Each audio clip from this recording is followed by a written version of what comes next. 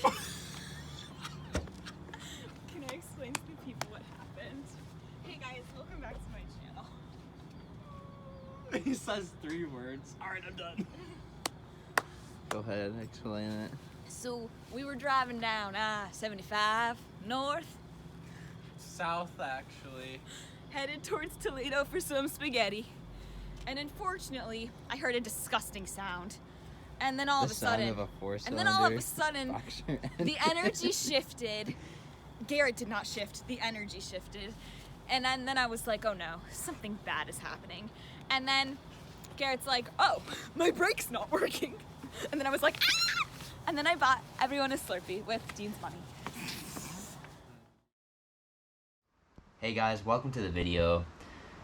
This is gonna be a sad one today. So the footage that you just saw was a clip from last Saturday evening. I was out with 2 of my friends. We were going to get some food, and we were cruising on the highway around 75, 80 miles an hour, and I hear this chattering noise coming from up front.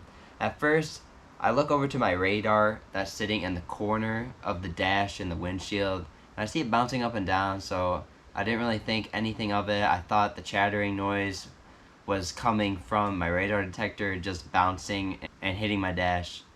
I grabbed onto it and the chattering continued, and then I slowly sunk my foot a little bit more into the accelerator and looked down at the gauge, and the speed was not increasing, it was decreasing. And I look over to my friend Dean, who's sitting in the passenger seat, and I said something along the lines of, my car is not going right now, it's not accelerating. And shortly after 30 seconds or so, my car just eliminates all power. I coast into a gas station parking lot, got out, popped the hood. There was a little smoke coming from the engine bay, and that's the end of the FRS. That was the end of it. For those of you who don't know me, welcome to the channel. Hopefully you subscribe after watching this video. This is a tough video to make because honestly, the FRS, I haven't even had it for that long. I got it back in April with 80,000 miles on it. It's 2013 with 6-speed manual. I got it for a replacement for my 2012 Mustang GT. Although the car wasn't really my first choice, it was more of a, you know, what can I get? What fun car can I get with a manual for, you know, a decent price? FRS BRZ was a solid contender. And even though the FRS wasn't my first choice, after I test drove one, I fell in love, and you know, the car it's not fast or quick at all, and that's really the biggest drawback, and I really dislike how slow it is. But anyways, the point I'm trying to make is that I'm really gonna miss this car. It really stinks, absolutely blows. But anyways, let me tell you a little bit more on what happened. So after we coasted into the parking lot gas station, I plugged in my OBD2 scanner that I had readily available right in my glove box. Thank God I had that. Plugged it in, and it said something about the camshaft and the timing. I have pictures of it. I'll display it right here on screen. So that happened, and then called up AAA, had it towed. I was about an hour from my house, had it towed to a shop by my house. Shop checked it out on the following Monday and gave me a call that the pistons had met the valves and that the engine was done for.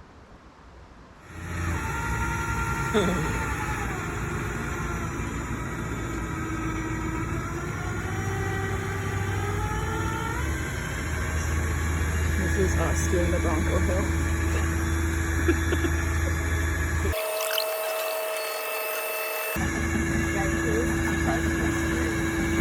Yeah.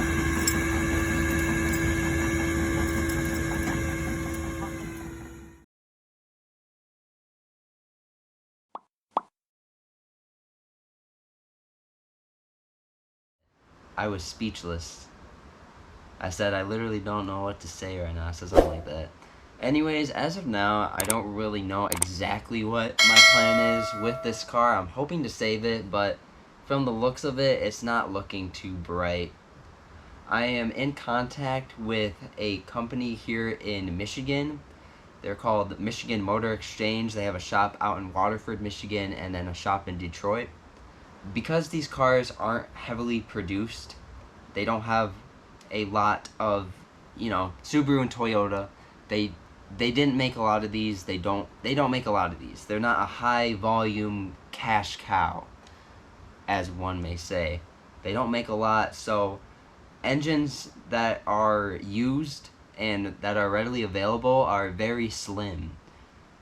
For a used engine with a decent amount of miles, from the research that I've done and the research that Michigan Motor Exchange has done, a used engine that has around 50,000 miles on it can go anywhere from $6,000 to $7,000 to even $8,000. And then R&I, or labor cost, would be around $2,000, is what they've told me. Wish I could do it myself, but I've never done anything like that before. Collision repair is more up my alley. If you were to get this engine for $6,000, $7,000, $8,000, another $2,000 to put it in, you're sitting at upwards towards $10,000. And I bought the car, pretty close to that, so it's kind of there's the value of the car right there. Hopefully, Michigan Motor Exchange will pull through on something. I'm kind of waiting to see what they can find right now. The closest engine to me at this time of making this video is there's one located in North Carolina with 57,000 miles on it, or 67,000 miles on it. They want $7,000 for that, and then who knows how much they'll charge to ship it. And then there's another engine that is down in Florida that has 100,000 miles on it, which to me doesn't sound like a good idea. 100,000 mile used boxer engine. It doesn't sound like a good thing to try out. But anyways, I'm kind of curious if you have a FRS, BRZ 86, whatever. If you had this happen to you, comment down below. I'm kind of wondering what other owners have done in the past. I'm gonna wrap the video up right here. That's all really I have to say.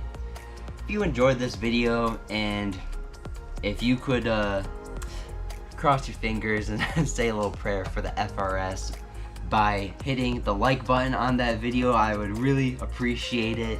Thank you so much for taking time out of your day to watch this video, and hopefully within the next couple months you'll continue to see the FRS on the channel.